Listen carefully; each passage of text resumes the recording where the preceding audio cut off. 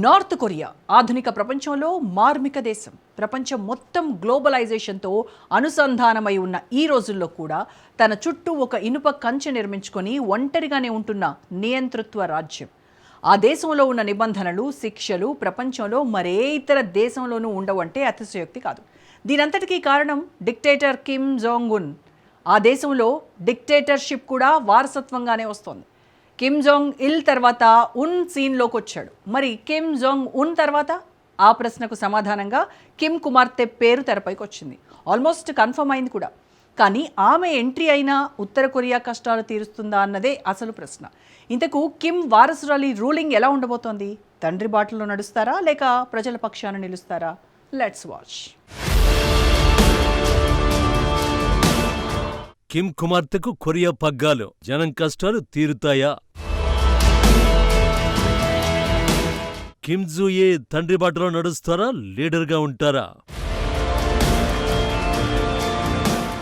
Kim కుమార్తె ఎంట్రీతో డిక్టేటర్షిప్కు ఎండ్ కార్డ్ ఖాయమా? కిమ్ జాంగ్ ఉన్ ఈ పేరు తెలియని మనిషి అంటూ ఉండడంటే ఏమాత్రం అతిశయోక్తి కాదు. కిమ్ ఎలాంటి నిర్ణయం తీసుకున్నా అది టాక్ ఆఫ్ ది వరల్డ్గా మారిపోవలసిందే. అందరికీ ఒకే స్టైల్ హెయిర్ కట్ ఉండాలని ఆదేశించినా, పిల్లలకు ఆయుధాల పేర్లే పెట్టాలని నిర్ణయించినా, ఆకలి ఇబ్బందుల వేళ రోజుకు ఒక్కపూటే తిండి తినాలని కండిషన్లు పెట్టినా కిమ్ జాంగ్ ఉన్కే సాధ్యం. కిమ్ నిర్ణయాన్ని ప్రశ్నించే సీన్ ఉండదు. తెగించి ప్రశ్నిస్తే వాళ్లను నవ్వుతూ నరకానికి పంపించేస్తాడు. అందుకే కిమ్ నిర్ణయాలు ఇంత చర్చనీయాంశమవుతాయి. ఆ నిర్ణయాలే కిమ్ను డిక్టేటర్గా పిలుచుకునేలా చేసేయి కూడా. కిమ్ ఎంత కఠినాత్ముడో చెప్పడానికి ఒకే ఒక్క ఉదాహరణ చాలు. ఉత్తర కొరియా తీవ్ర ఆహార సంక్షోభంలో ఉన్న సమయంలోనూ అణు పరీక్షలు, బ్యాలిస్టిక్ క్షిపణుల కోసమే నిధులు ఖర్చు చేస్తున్నారు. ఇక్కడ పూర్తిగా కిమ్ను తప్పుపట్టడానికి లేదు. ఎందుకంటే డిక్టేటర్షిప్ అనేది కొరియాలో కామన్. అతడి తండ్రి నుంచి కిమ్కు వారసత్వంగా వచ్చింది. దీంతో ప్రజలు కూడా చేసేది లేక నియంతృత్వ నీడలోనే భారంగా బతుకుబండి లాగుతున్నారు. ఏదో ఒక రోజు తమ జీవితాలు మారకపోతాయని ఎదురుచూస్తున్నారు. ప్రస్తుతం ఆ సమయం రానే వచ్చినట్టు కనిపిస్తోంది. ఎందుకంటే కిమ్ వారసురాలికి నార్త్ కొరియా పగ్గాలు అందబోతున్నాయి.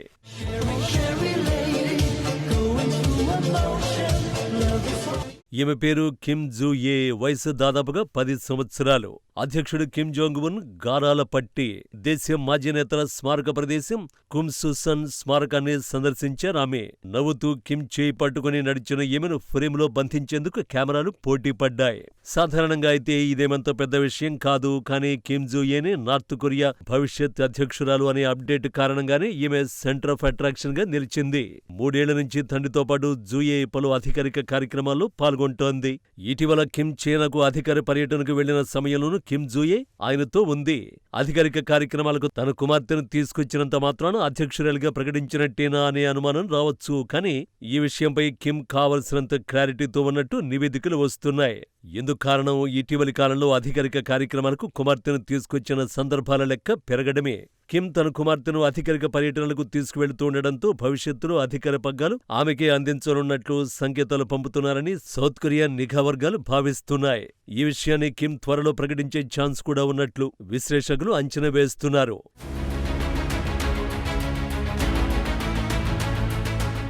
కిమ్ మొదటిసారిగా 2022లో తన కుమార్తె కిమ్ జూయేను ప్రపంచానికి పరిచయం చేశారు. 2023లో మిలిటరీ వ్యవస్థాపక దినోత్సవం సందర్భంగా ప్యోంగ్యాంగ్లో మరోసారి కనిపించింది ఆమె.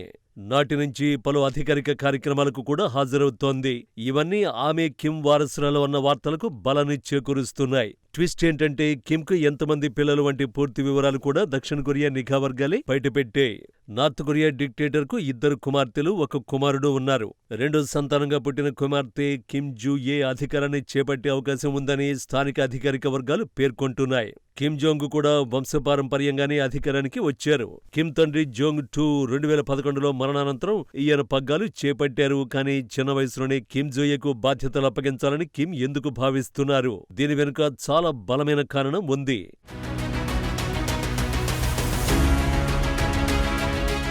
కిమ్ జాంగ్ ఉన్కు 8 ఏళ్ల వయస్సు ఉన్నప్పుడే అతడే తన వారసుడు అని తండ్రి కిమ్ జాంగ్ 2 సైనిక నాయకులకు ప్రైవేటుగా చెప్పేవారట. చివరికి కిమ్ జోంగ్ టూ చనిపోవడానికి కేవలం సంవత్సరం ముందు మాత్రమే ఆయన తర్వాత కిమ్ పగ్గాలు చేపడతారనే విషయాన్ని ప్రజలకు ప్రకటించారు.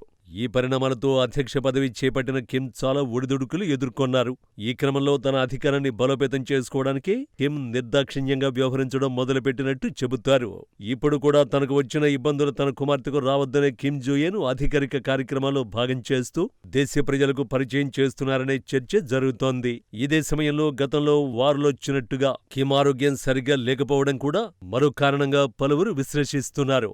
ఈ విషయాన్ని కాస్త పక్కన పెడితే Kim Jong Un north Korea అధ్యక్ష బాధ్యతల నుంచి తప్పుకుంటే ఆ దేశ పరిస్థితులు ఎలా మారుతాయనేదే అసలు ప్రశ్న.